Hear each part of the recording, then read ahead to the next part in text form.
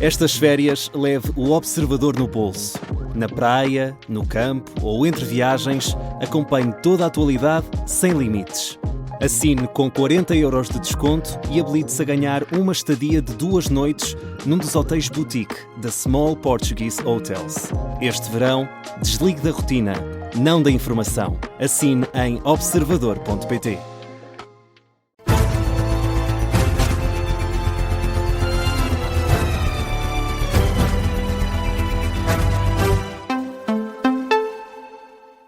Jornal das 11 com a Laura Figueiredo. E Laura, depois da ameaça, chega a confirmação. Os Estados Unidos estão pela terceira vez consecutiva a atacar o Irão. A confirmação chega pelo Comando Central dos Estados Unidos. Na rede social X, o CENTCOM dá conta de uma nova onda de ataques contra o Irão. Começaram às 9h45 da noite, hora portuguesa. Momentos antes, Donald Trump tinha prometido bombardear fortemente o Irão, hoje e amanhã. Vamos atacá-los fortemente esta noite, vamos atacá-los fortemente amanhã e não há nada que eles possam fazer quanto a isso. Não têm nada a não ser grandes bocas. De acordo com uma fonte norte-americana citada pela CNN, os alvos dos ataques norte-americanos são equipamentos militares, sistemas de vigilância costeira, sistemas de mísseis e drones. Nesta mesma entrevista dada esta noite, Donald Trump afirmou que o memorando de entendimento assinado com o Irão foi um teste com pouco valor. Nós tínhamos um acordo ontem e de repente receberam uma chamada e saíram da sala. Estas pessoas são loucas. Tínhamos um acordo em que ganhávamos tudo. Eles simplesmente quebram os acordos. Para eles, os acordos são para serem quebrados. São pessoas nada confiáveis. E se alguma vez tivessem uma bomba nuclear, usariam-na em um dia. O presidente norte-americano diz que os iranianos não honraram o teste. Na mesma entrevista, Donald Trump anunciou também uma operação para destruir um alegado complexo nuclear iraniano subterrâneo. Já esta tarde, o presidente dos Estados Unidos tinha anunciado que Washington ia restabelecer o bloqueio naval ao Irão e cobrar uma taxa de 20% sobre toda a carga enviada através do estreito. Ora, o ministro dos Negócios Estrangeiros português, Paulo Rangel, não concorda com a tática de Donald Trump. Em Paris, onde marcou presença na reunião da Coligação das Vontades, Paulo Rangel diz que é preciso garantir a liberdade de navegação no Estreito de Hormuz, mas discorda desta estratégia de Washington. Quando defendemos a liberdade de navegação, defendemos a liberdade de navegação pura e dura. E, portanto, naturalmente que a nossa posição é de não concordar com uma medida dessas. Uma coisa é, obviamente, tomar as medidas necessárias para garantir a liberdade de navegação. Ela está em causa e aí os Estados Unidos têm tido um papel importante, especialmente nos últimos dias, porque foi o Irão que começou com a violação da liberdade de navegação que estava no acordo e, portanto, para isso, naturalmente que há aqui um grande suporte e até para vir acompanhar essas operações mais tarde, mas sempre no sentido de respeitar o direito do mar e a liberdade de navegação. O ministro dos Negócios Estrangeiros, Paulo Rangel, em declarações aos jornalistas em Paris. Esta tarde, a Organização Marítima Internacional das Nações Unidas disse que não há base legal para os Estados Unidos cobrarem tarifas a quem passar no Estreito de Hormuz. De recordar que há algumas semanas, Marco Rubio, secretário de Estado norte-americano, referiu que nenhum país pode cobrar tarifas para circular em águas internacionais.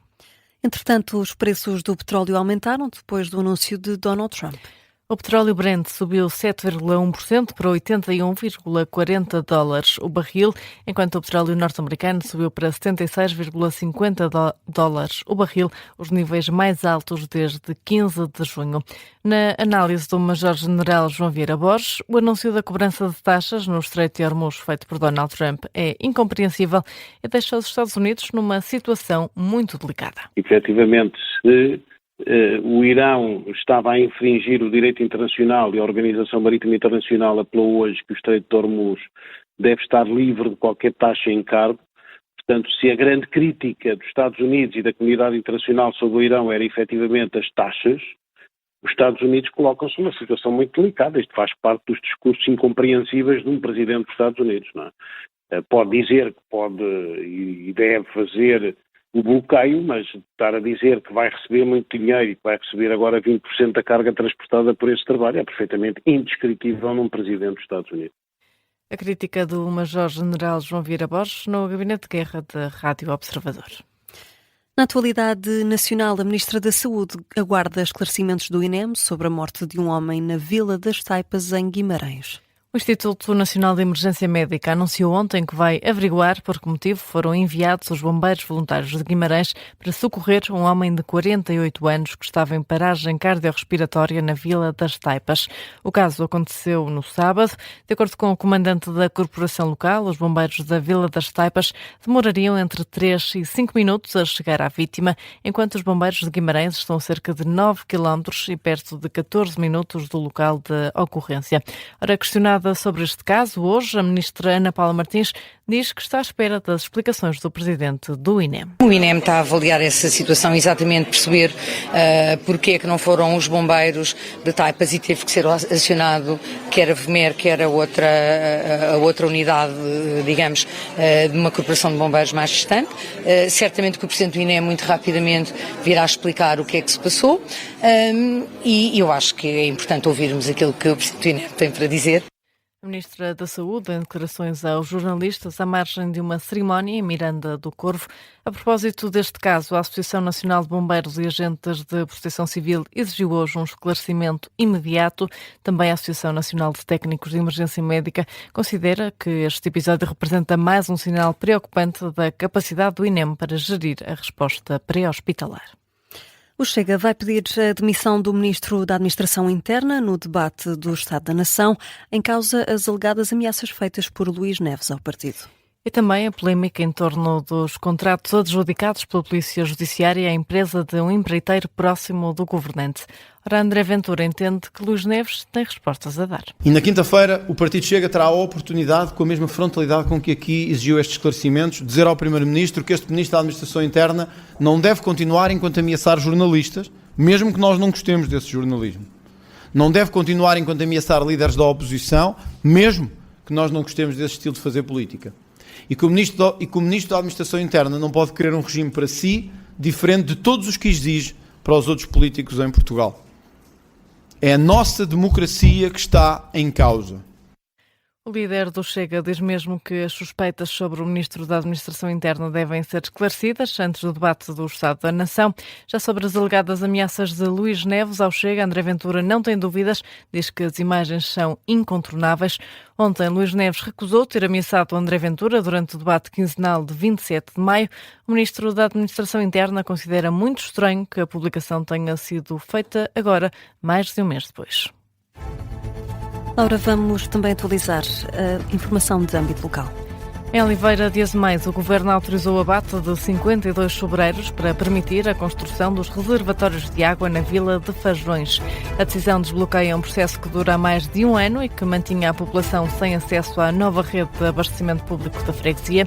No despacho publicado em Diário da República, o Governo justifica a decisão com o interesse público da infraestrutura e refere que não existem alternativas válidas para a localização prevista. A freguesia de Guifões inaugurou um conjunto habitacional com 45 novas casas. As chaves das habitações foram entregues às famílias este domingo no âmbito do Programa de Apoio ao Acesso à Habitação. O empreendimento representou um investimento de cerca de 6 milhões de euros. Estão previstas até ao final do ano um total de mais de 500 novas casas financiadas pelo PRR. Em Sesimbra já está no terreno a obra para a requalificação da Estrada das Pedreiras. A intervenção destina-se à repavimentação da via e à instalação de novas condutas da rede de abastecimento de água. Os trabalhos vão obrigar a cortes e ao condicionamento do trânsito. A obra tem um prazo de execução de um ano, é o maior investimento de sempre numa via do município. A PSP desmantelou hoje uma rede de traficantes na zona de Loures. De acordo com o comunicado do Comando Metropolitano de Lisboa da PSP, a rede criminosa atuava nas regiões de Odivelas, Amadora, Sintra e Lisboa. A investigação teve início há cerca de um ano. Terminou hoje com a detenção de 7 homens entre os 21 e os 42 anos. Em Leiria, um homem foi detido por extorsão no município de Nazaré. De acordo com a Polícia Judiciária, o suspeito exigia quantias monetárias às vítimas para não divulgar imagens e conversas de caráter íntimo. Os crimes aconteceram no final do ano passado. O suspeito acumulou com o esquema cerca de 16 mil euros. Na Zambuja já abriram as inscrições para a 6ª etapa da canoagem Mais Lesíria Mais Tejo. O percurso vai ser feito no Rio Tejo, vai ligar a Vala Nova, no concelho de Benavente, ao Palácio das Obras Novas, na Zambuja. A atividade acontece no próximo domingo, dia 19. Laura Figueiredo, com o Jornal das 11.